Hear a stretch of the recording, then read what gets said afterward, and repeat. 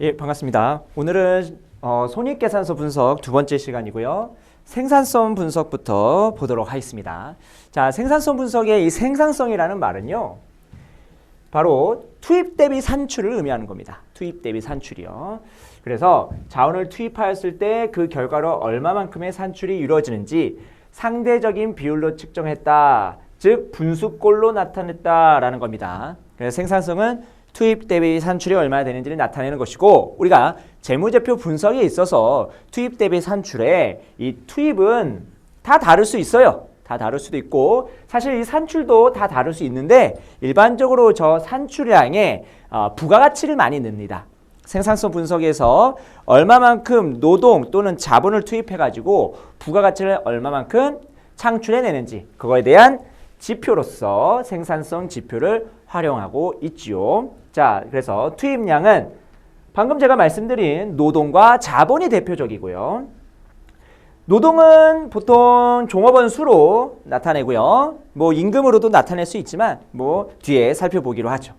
종업원 수, 자본은 영업자산에 대한 매입액 이런 것들로 우리가 나타낼 수 있다라는 겁니다.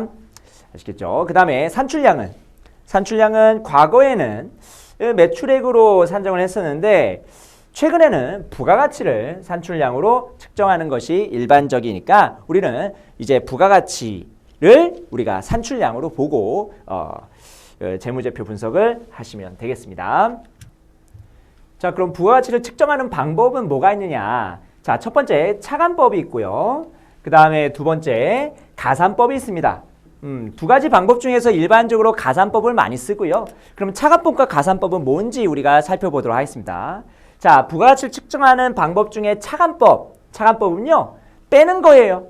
전체 내가 만든 생산액에서 뭘 빼냐? 재료비, 외주 가공비를 빼요. 왜 빼요? 재료비는 왜 뺍니까? 내가 만든 거예요, 재료비? 재료비는 내가 외부에서 사왔잖아요. 내가 제품을 만들기 위해서 외부에서 원재료를 사온 겁니다. 이런 거는 그 원재료라든지 그 중간 그 제품 같은 거 중간재는 누가 만든 거예요? 저쪽 기업이 만들었잖아요. 저쪽 기업이 만든 거는 내가 만든 부가가치는 아니다 라고 생각해서 제외를 시키는 것이고, 마찬가지로 외주 가공비도 그렇죠. 외주 가공비도 누가 생산한 거예요? 외주에서 생산한 거기 때문에 내가 생산한 것 중에서 우리 공장에 있는 직원들, 우리 공장에 있는 사람들이 만들어낸, 우리 공장의 기계들이 만들어낸 그런 것들을 조금 만들기 위해서, 그런 것들을 계산하기 위해서 외부에서 고용한 그런 외주 가공비는 제외를 시켜줘야 되는 거죠. 그래서 한마디로 외부에서 만든 거는 제외를 시킨다.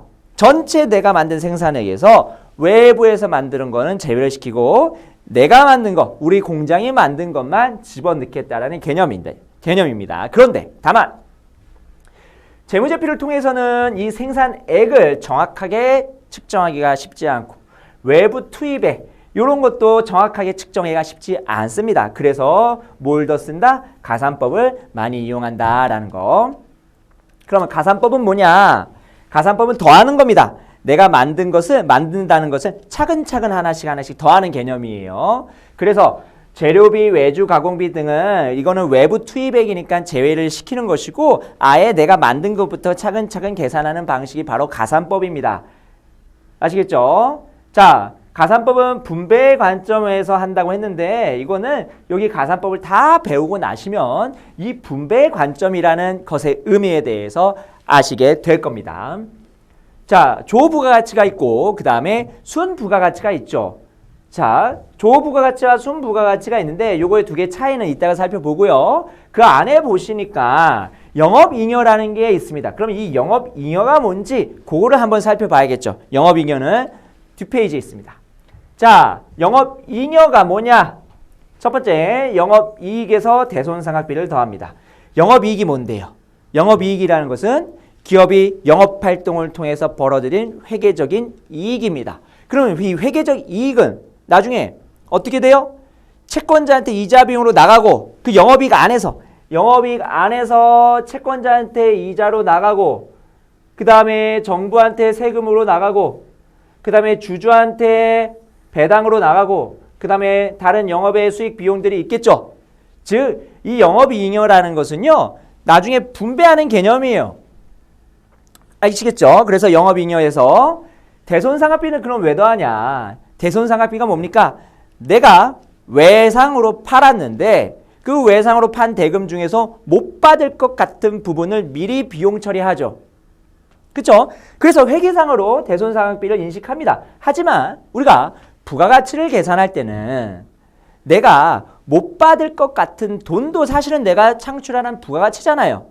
그래서 이 대손상각비를 더함으로써 내가 창출한 부가가치 개념으로 보는 겁니다. 아시겠죠?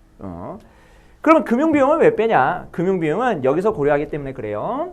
채권자한테 분배하는 부분을 별도로 고려하니까 이 금융비용은 빼고 정부와 주주에게 분배하는 부분, 요거를 우리가 영업잉여라고 부릅니다. 아시겠죠?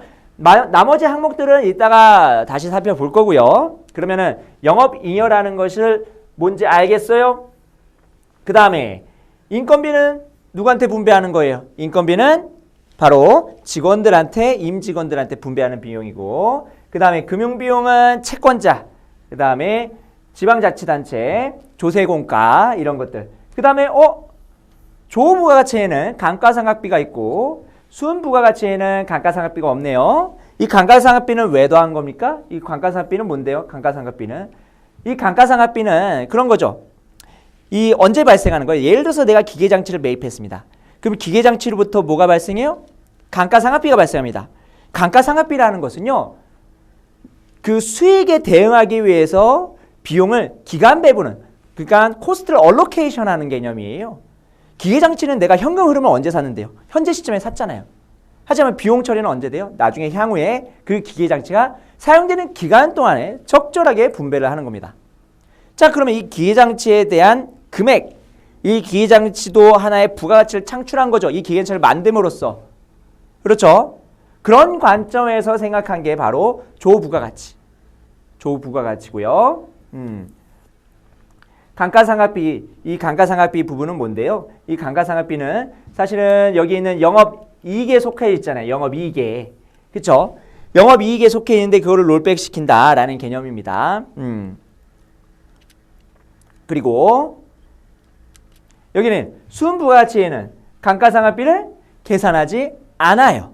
그래서 우리가 조부가가치와 순부가가치에 대한 개념을 우리가 구분할 때는 이 기계장치를 만든 게 과연 부가가치를 창출한 게 우리 기업이 부가가치를 창출한 거냐?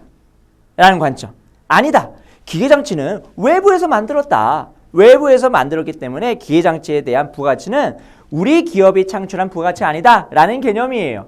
그러면은 조부가가치를 기준으로 할 때는 어떻게 뭘 상정합니까? 개별 기업의 부가가치를 계산할 때는 조부가가치를 계산합니다. 개별 기업의 부가가치를 계산할 때는 조부가가치. 왜?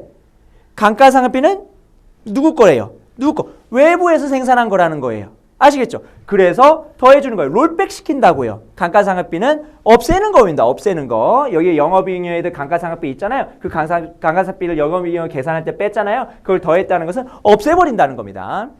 그래서 개별 기업의 부가가치를 계산할 때는 조부가가치 기준으로 하고, 그 다음에 전체 산업을 기준으로 할 때는 순부가가치. 제가 만든 그 부가가치도 같이 다 이렇게 묶어서 생각하는 거예요. 아시겠죠? 그런 관점에서 보시면 되겠습니다. 그래서 첫 번째 영업잉여, 그 다음에 두 번째 인건비. 인건비에는 여러 가지가 있겠죠. 이런 것들은 여러분들이 살펴보시면 되겠습니다. 근로자에게 분배하는 거, 급여 및 상여,